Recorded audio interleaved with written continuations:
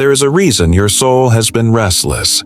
Even while your hands have been faithful, you've been calling it discipline. But heaven sees it as dislocation. You've been saying God is first, but something in your spirit knows He's not yet on the throne. You've built a life that mentions God, but hasn't made Him the center, and now the cracks are starting to show, not because you're weak, but because the weight of divine order is missing. This is not punishment. It's a prophetic tension, a sacred warning. You were not created to balance God. You were created to orbit Him. Welcome to Chosen One's sanctuary, where the scrolls are unsealed, where the hidden are called by name, and where the quiet ache in your soul finally meets its divine explanation. Jesus didn't say, "Add me to your list." He said, "Seek first the kingdom." Because when God is truly first, not your backup, not your weekend ritual, not your fallback in fear, everything else begins to find its divine place, and everything that doesn't falls away. This is not about doing more.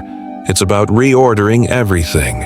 And that reordering will cost you the version of yourself that was never built to carry glory. But in that loss comes holy alignment. And in that alignment comes authority. Because when God is truly first, you don't just feel peace, you become it. Stay until the end. Because what's being revealed in this message may explain your exhaustion, your delay, your calling, and your commissioning. This isn't another teaching. This is a prophetic unveiling. And by the time it's done, you'll know why you felt the way you felt. Because something sacred is being unsealed in you. Right now. The reordering begins. When heaven becomes your compass. Putting God first doesn't begin with grand gestures. It begins in the still sacred shift of your internal compass. Something deep beneath your routines begins to tremble. Not in fear, but in response.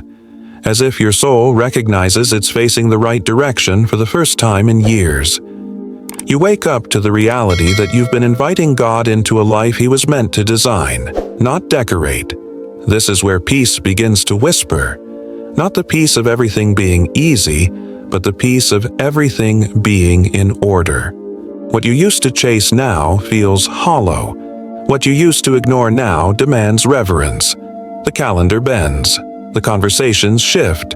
Not because of external pressure, but because your soul has returned to the throne room. You didn't lose your way. You lost your alignment. And now, heaven is calling your soul to true north.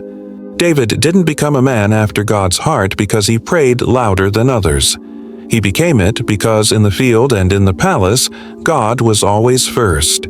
When the crowd shouted or when no one watched, David's compass stayed pointed toward the ark. The first evidence that God is taking His rightful place is this: the noise loses its grip. You stop filling the silence because the silence becomes sacred again. And it is there, in the holy quiet, that the reordering begins. Desires transformed. When the heart learns a new language. You will still desire, but your desires will be translated. The language of your heart begins to shift when God becomes first. The cravings for applause, for security, for certainty, they start to lose fluency. You don't silence them through willpower. Heaven rewrites them through intimacy. And suddenly, what once satisfied now leaves you restless. This isn't behavior modification, it's heart sanctification. The ache you feel is not emptiness, it's your spirit shedding its former appetites.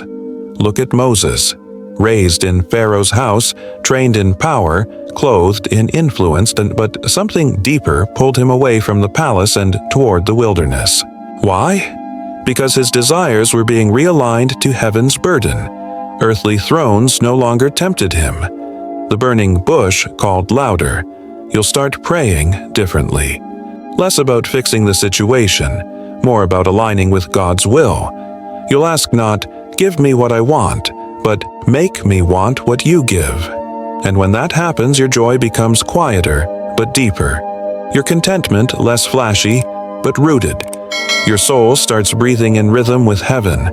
The hunger for holy things is not something you can fake, but when it awakens, it refuses to be silenced. Time rewritten. When eternal perspective replaces earthly pressure. Everything changes when you stop seeing your life through a calendar and start seeing it through a kingdom. You stop rushing. You start noticing. The small things matter more. The urgent things matter less. You realize that the most sacred assignments don't shout. They whisper. God begins to teach you the weight of a single day. That one act of obedience can echo through eternity. That one kind word can carry resurrection power. That one surrendered decision can change a bloodline. What feels small in your hands is building something eternal in God's. Think of Mary, a teenage girl in an unseen village visited by an angel with no audience present.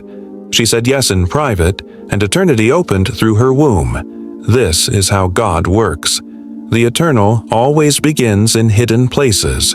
You begin to walk differently, not faster, but fuller. You look at your days not as deadlines to meet, but as soil to sow into. You realize your legacy isn't what you do loudest. It's what you do longest in alignment with heaven. And that realization becomes the beginning of your wisdom, because the ones who see through eternity love differently. Trust refined. When God's timing breaks your clock. You thought you trusted God until He didn't move when you asked Him to. This is the test of timing, the wilderness between promise and fulfillment. And it's here that most people quit.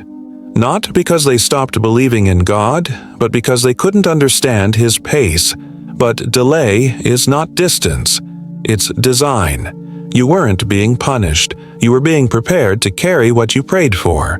Joseph had the dream as a teenager, but wore the robe of fulfillment decades later. Between vision and manifestation came betrayal, silence, accusation, prison. Not because God was cruel, but because Joseph's character had to be shaped to match his calling. God doesn't just give promises. He builds people who can hold them. When you put God first, you stop demanding when and start asking what. What are you forming in me here? What pride must be stripped? What fear must be faced? And in that surrender, peace begins to grow. Not the peace of answered prayer, but the peace of trusting a God who cannot lie and does not rush. You learn to breathe in delay.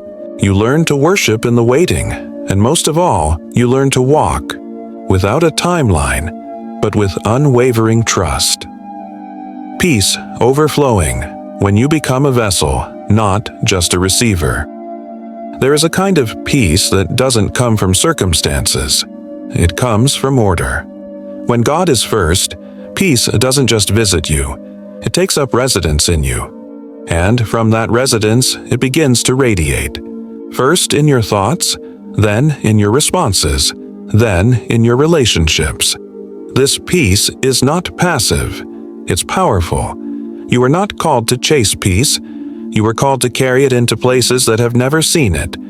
Elijah stood on Mount Carmel, surrounded by chaos, false prophets, and confusion. And yet, he moved with calm precision. Why? Because he wasn't drawing from the atmosphere. He was drawing from alignment.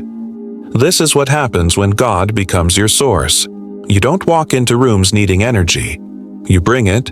You don't mirror the storm. You silence it. Your presence becomes a refuge. Not because you've mastered life, but because the Master now lives at the center of yours. And without effort, you start becoming what others didn't know they needed. A place where heaven feels near. There is a sacred mystery most never see until it's too late. Putting God first doesn't just change what you do, it changes who you become. Because when He is first, everything else is no longer competing. And when the throne is restored, the war in your soul ends. You weren't scattered. You were surrendered. You weren't losing control. You were finally releasing what was never yours to carry. This is the paradox of divine alignment. The moment you let go, is the moment heaven takes over. And now, if you're still here, if something inside you burned while the words unfolded, if your spirit ached in the silence but stayed through the fire, it's because this wasn't just a message. It was your confirmation. You are one of the ones, the reordered, the refined, the realigned. You've walked through the valley of delay. You've endured the silence that refined your appetite. You felt the ache of misalignment, and you're still here. And now, you are standing at the edge of your assignment. You have been marked, you have been forged, and now you are being sent. This is your invitation to respond, not with noise, but with knowing. Comment 777 below if this word confirmed what heaven has been whispering to your spirit. Share what pierced your soul, what reordered your focus, what part unlocked your next step. And subscribe to Chosen One's Sanctuary, not just for more words, but because you found a home for the remnant you belong to. You are not alone. You are the next echo, and your alignment has just become your awakening.